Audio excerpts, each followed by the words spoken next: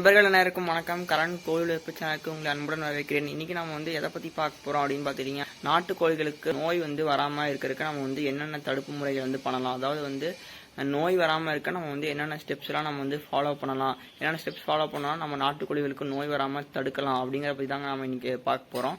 வாங்க பார்க்கலாம். இப்போ நாட்டுக்கோழிகளுக்கு நோய் வராமல் இருக்கணும் அப்படின்ட்டு நிறைய பேர் நிறைய விதமாக சொல்லுவாங்க. நோய் வராமல் இருக்க இது பண்ணுங்க அது பண்ணுங்க நிறைய சொல்லுவாங்க. இந்த மெடிசன் கொடுங்க, இந்த இயற்கை மருத்துவத்தை ஃபாலோ பண்ணுங்க அப்படின்னு நிறைய பேர் சொல்லுவாங்க. அதுவும் நம்ம பண்ணணும். அது நமக்கு ரெண்டாவது கட்டம் தான். அதுக்கு முன்னாடி நம்ம அனலைஸ் பண்ணணும். இப்போ நம்ம கோழிகள் எங்கெங்கே போகுது, எங்கெங்கே வருது, எங்கெங்கே இருக்குது, நம்ம என்னென்ன பண்ணுறோம், அதுங்களுக்கு எப்படி நம்ம கோழிகளோட கனெக்ட் ஆகிறோம் அப்படிங்கிறத நீங்கள் ஒவ்வொரு கோழி வளர்த்தும் நண்பர்கள் அனலைஸ் பண்ணணும். எக்ஸாம்பிளுக்கு பார்த்துக்கிட்டிங்கன்னா, இப்போ கோழிகள் இப்போ எங்கே அடையுது, அவங்கவுங்க வளர்த்துற நண்பர்கள் அவங்கவுங்க செல்லில் அடையுது.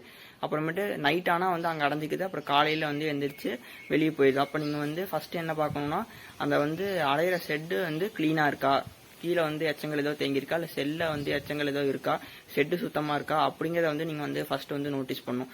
நீங்கள் ஷெட்டு சுத்தமாக இருந்தாலே முக்கால்வாசி கோழிகளுக்கு நோய் வராது.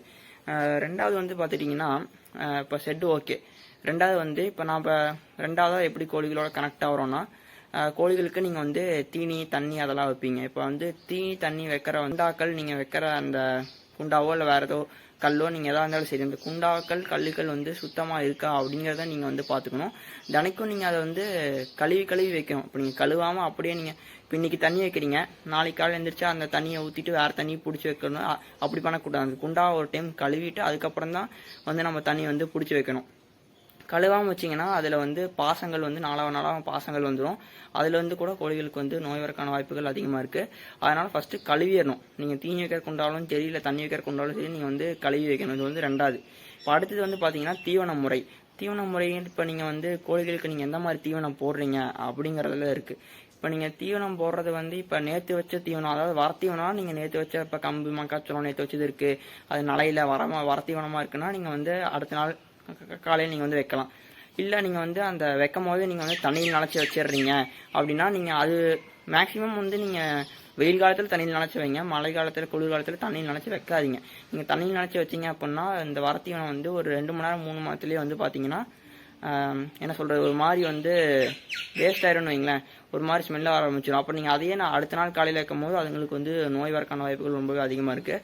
அதனால் தீவனம் மேக்ஸிமம் நீங்கள் குளிர்காலத்தில் மழை காலத்தில் வரத்தீவனமே வைங்க.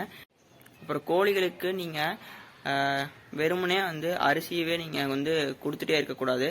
இப்போ நீங்கள் அரிசியவே நீங்கள் கொடுத்துட்டே இருந்தீங்க அப்படின்னா அதுக்கு நோய் எதிர்ப்பு சக்தி இருக்காது. நீங்கள் எல்லாமே கொடுக்கணும். கம்பு மக்காச்சோளம் அரிசி, அதே மாதிரி கோதுமை, கருவாட்டுத்தூள், கடலை புண்ணாக்கு, இந்த மாதிரி எல்லாமே நீங்கள் கொடுக்கணும்.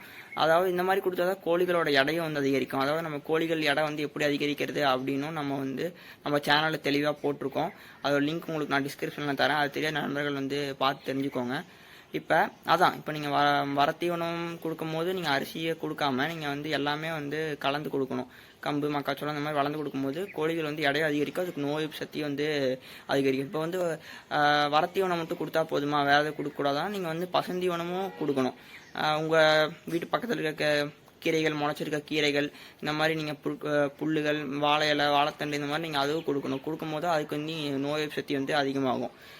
ஃபஸ்ட்டு ஒன் நீங்கள் பார்த்துட்டிங்கன்னா கூண்டு சுத்தமாக நல்லா வச்சுக்கணும். அப்புறமேட்டு அடுத்தது நீங்கள் குண்டாக்கள் எல்லாமே சுத்தமாக கழுவி வைக்கணும். கழுவுனதில் தான் நம்ம தீனி வைக்கணும். தீனி வைக்கிறது பார்த்தீங்கன்னா மூணாவது நேற்று தீனியோ இல்லை நனைஞ்சு போன தீனியோ அந்த மாதிரி வைக்கக்கூடாது. தண்ணியும் 2-3 நாள் ஆன தண்ணி வைக்கக்கூடாது. எல்லாம் சுத்தமாக இருந்தால் நம்ம வைக்கணும். அப்புறம் நீங்கள் கொடுக்கக்கூடிய தீவனங்கள் வெறுமனே அரிசியே கொடுக்காம நீங்கள் நல்லா சத்தான தீவனங்கள் கோழிகளுக்கு பசுந்தீவனம், இந்த மாதிரி சத்தான தீவனங்கள் நீங்கள் கோழிகளுக்கு கொடுக்கணும். அப்புறம் கோழிகளுக்கு நீங்கள் சின்ன வெங்காயம் கொடுக்கலாம். வாரத்துக்கு 2 டைம் இல்லை 3 டைம் நீங்கள் சின்ன வெங்காயம் கோழிகளுக்கு கொடுக்கலாம். 3 டைம் கொடுத்தா இனி சிறப்பு. சின்ன வெங்காயத்தை தாண்டி வேற என்ன கொடுக்கலாம் அப்படின்னா, நீங்கள் கோழிகள் நீங்கள் வரத்தீவனம் கொடுப்பீங்கள்ல, அந்த வரத்தீவனத்தில் மிளகு, கற்பூரவள்ளி, இஞ்சி, மஞ்சள், இதை நீங்கள் 3யுமே ஒரு எடுத்துக்கோங்க. எடுத்து ஒரு பேஸ்ட் மாதிரி பண்ணி அந்த பேஸ்ட்டை நீங்கள் வரத்தீவனம் கொடுப்பீங்கள்ல, அந்த வரத்தீவனத்தில் நீங்கள் அந்த பேஸ்ட்டை போட்டு நல்லா பிசைஞ்சுக்கோங்க. பிசைஞ்சு அதை நீங்கள் கொடுங்க கோழிகளுக்கு. இதை நீங்கள் வாரத்துக்கு 2 டைம் பண்ணுங்கள்.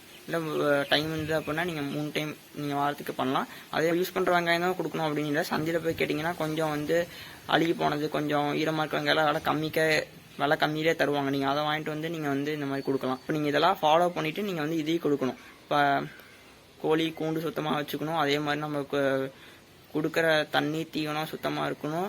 தண்ணி தீவனம் வைக்கிற இடமும் வந்து வைக்கிற பவுல் ஆகட்டும் இல்லை கல்லாகட்டும் அது வந்து சுத்தமாக இருக்கணும்.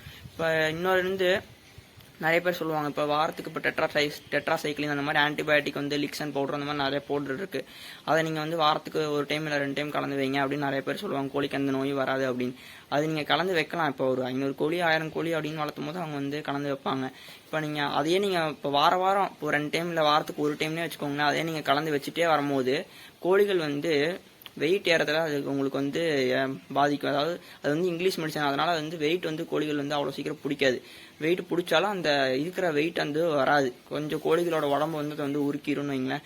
அதனால நீங்கள் மேக்ஸிமம் நீங்கள் வந்து இயற்கை மருத்துவத்தையே நீங்கள் வந்து பண்ணிக்கோங்க. நீங்கள் நோய் வந்ததுக்கப்புறம் நீங்கள் அந்த மாதிரி பவுடர்கள் அதெல்லாம் நீங்கள் கொடுக்கறதே சிறப்பு. ஆனால் நோய் வராதுக்கு முன்னாடியே நீங்கள் வந்து டெட்ராசைக்ளின் லெக்சன் அந்த மாதிரி வாரத்துக்கு வந்து 1 டைம் கலந்துட்டே இருந்தீங்கன்னா கோழிகள் வந்து எடை போடாது. ஏன்னா அது இங்கிலீஷ் மெடிசன் அப்படிங்கிறங்காட்டி வந்து பார்த்தீங்கன்னா அந்த டோசேஜ் வந்து நாளாக கோழிகள் உடம்பு அந்த எடை ஏற தன்மையை வந்து குறைச்சிரும். அதனால தான் சொல்கிறேன்.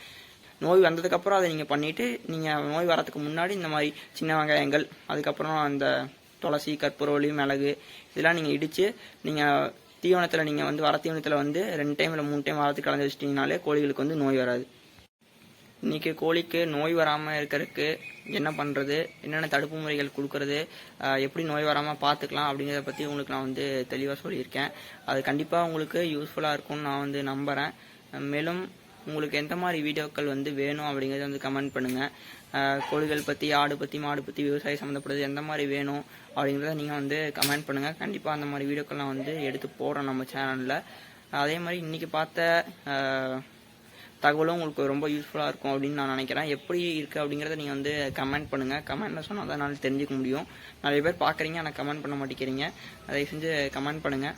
மேலும் உங்களுக்கு கரண்ட் கோழி இருப்பு சேனல் பிடிச்சதுன்னா மறக்காமல் லைக் பண்ணுங்கள், ஷேர் பண்ணுங்கள், கமெண்ட் பண்ணுங்கள், சப்ஸ்கிரைப் பண்ணுங்கள். நன்றி, வணக்கம்.